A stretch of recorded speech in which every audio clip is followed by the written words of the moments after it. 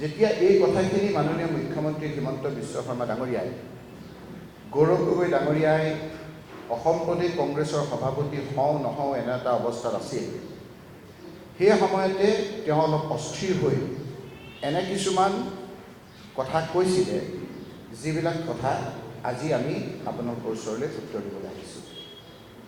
বহুতে আমাক পৰামৰ্শ দিছিল যে আপোনালোকে এই কথাখিনি আইনৰ আশ্ৰয় নলয়।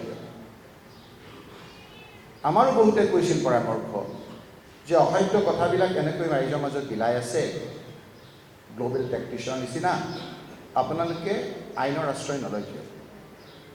তেতিয়া আমাৰ পৰামৰ্শদাতাসকলে কিছুৱে ক'লে, যদি কিবা কাৰণত আমি আইনৰ আশ্ৰয় লৈ এইখিনি যদি বন্ধ কৰি থওঁ,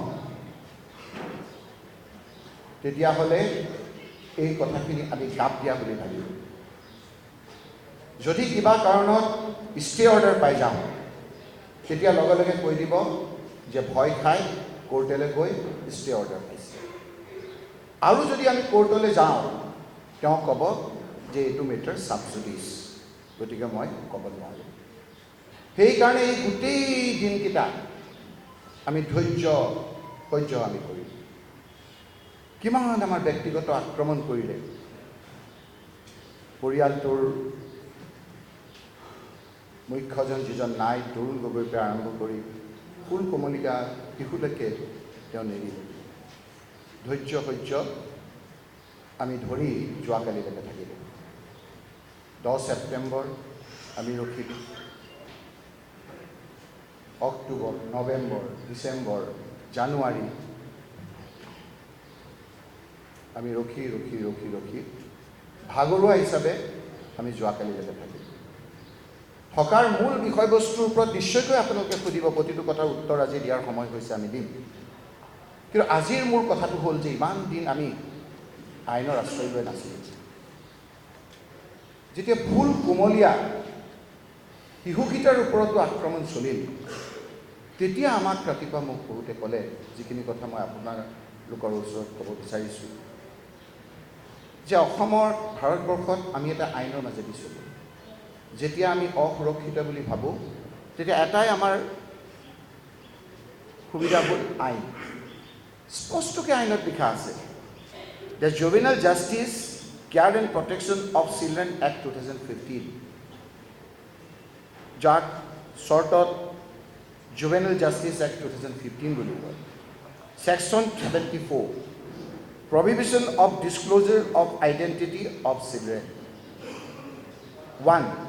No report in any newspaper, magazine, news sheet or audiovisual media or other forms of communication regarding any inquiry or investigation or judicial procedure shall disclose the name, address or school or any other particular which may lead to the identification of a child conflict with law or a child in need of care and protection, or a child victim or witness of a crime involved in such matter under any other law for the time being in force, nor shall the picture or any charge shall be published.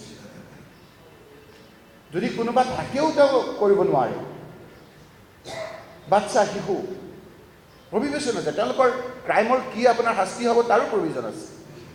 এটা হ'ল মই কৰিলোঁ যে juvenile justice protection act, আকৌ এটা আছে আমাক যিটো পক্সো বুলি কওঁ, পক্সো আইনতো এটাৰ বাধা আছে। তাৰপিছতো মই পঢ়ি দিব পাৰোঁ ইয়াত কেনেকৈ এনি পাৰ্চন হু এইটো কৰিলে কি ক্ৰাইম হয়, কি শাস্তি হয়, ইয়াত আছে। আজি হয়তো আমি আইনজ্ঞৰ লগত কথা পাতিবলগীয়া হ'ব যে এই শিশুটোৱে কি কৰিলে। এনেকুৱা ধৰণৰ মানুহ ওলাব, এনেকুৱা ধৰণৰ কথা বতৰা কৈ অশান্তিৰ সৃষ্টি কৰিব বুলি ভাবিয়েই আজি এনেধৰণৰ আইন বনাইছিল। তৰুণ গগৈ মৰা মানুহটোকো এৰি দিয়া নাছিল, যি মানুহটোৱে এই মুখ্যমন্ত্ৰীক হাতত ধৰি ডাঙৰ দীঘল কৰিছিল ৰাজনৈতিকভাৱে। প্ৰথমবাৰ মুখ্যমন্ত্ৰী ডাঙৰীয়াই এছেম্বলিত হাৰাৰ পিছত যেতিয়া তৰুণ গগৈ ডাঙৰীয়াৰ ওচৰ চাপিলে, বহুত বাধা বিঘিনি, আমাৰো বহুতে বাধা বিঘিনি কৰাৰ পাছত নিজৰ ল'ৰা হিচাপে সমষ্টিলৈ গৈ তেওঁক জিকালে। বহুত দাদাবিঘিনি আমাৰ মাজত থকাৰ পিছতো তেওঁক মন্ত্ৰী ল'লে। এই কথাবিলাক আজি বিষয়বস্তু নহয়, মই ক'ম আপোনালোকক। ৰাজ্যিক মন্ত্ৰী কৰিলে, আমাৰ বহুত চিনিয়ৰ মানুহে বেয়া পোৱাৰ পিছতো তেখেতক কেবিনেট মন্ত্ৰী কৰিলে। আনকি আমাৰ ঊৰ্ধ্বতম কৰ্তৃপক্ষই ড্ৰপ দিবলৈ কোৱাৰ পাছতো তেওঁক ড্ৰপ দি দিলে। আজি সেইকাৰণে বহুতে কৈছে, তেওঁক কৈছিলে সেই সময়ত যে আপুনি কিন্তু গাখীৰ খুৱাই সাপ পুহিছে। আজি গাখীৰ খুৱাই যে সাপ পুহিছে, নিশ্চয়কৈ আজি তেওঁ আমাৰ ইয়াত নাই, নিশ্চয় তেওঁ চকুলো ওলাইছে আৰু নিশ্চয়কৈ তেওঁ পুত্ৰক কৈছে যে মোৰেই ভুল হৈছিলে, মই আজি গাখীৰ খুৱাই সাপ পুহিছোঁ, তুমি চিন্তা নকৰা, মোৰ আশীৰ্বাদ আছে। কিন্তু এই যে সাপ, আমি অসমীয়াত এষাৰ কথা কওঁ, ধোৰা সাপৰ ফুচফুচনি। ধোৰা সাপৰ ফুচফুচনিত অসমৰ মানুহ বিচলিত নহয়। এই কথাখিনি আপোনালোকৰ যোগেদি আমি আজি কৈছোঁ। ইমান দিন কিয় কোৰ্টলৈ যোৱা নাই বহুতে প্ৰশ্ন কৰে। এইকাৰণে যোৱা নাই যে মুখ্যমন্ত্ৰী ডাঙৰীয়া মুকলিকে যি ইনভেষ্টিগেশ্যন কৰে সকলো কৰি তেওঁ আমাক আজি কথাখিনি মুকলিকে কোৱাৰ কাৰণে আমি দিছিলোঁ। আৰু পিছত দেখা গ'ল যে সকলোৱে কৈছে যে এইটো এটা ভেলকিবাজিত পৰিণত হৈছে। আৰু সেইকাৰণেই তেওঁ আজি তেওঁৰ মূল মানুহখিনিও তেওঁৰ লগ এৰিছে। মাত্ৰ 3-4জনৰ বাহিৰে আজি মূল বিজেপিসকলেও এই ক্ষেত্ৰত যে ভাল পোৱা নাই, এই পৰ্যায়ত যে ৰাজনীতি কৰিব নালাগে, সেই কথাখিনি আমি নালাগে, বিজেপিৰ যিখিনি দায়িত্বশীল ব্যক্তি আছে সেইসকলেও কৈছে। মোৰ ক'বলগীয়াখিনি আজিৰ তাৰিখত ইমান। আৰু যদি ইয়াৰ বিষয়বস্তুৰ ওপৰত ব্যক্তিগতভাৱে কিবা সুধিব খোজে মই বাহিৰত আপোনালোকক ক'ম। এতিয়া মোৰ এইখিনি কৈ মই এতিয়া বেদব্ৰত বৰা মই মোৰ মাইকটো আগবঢ়াই দিছোঁ। ধন্যবাদ।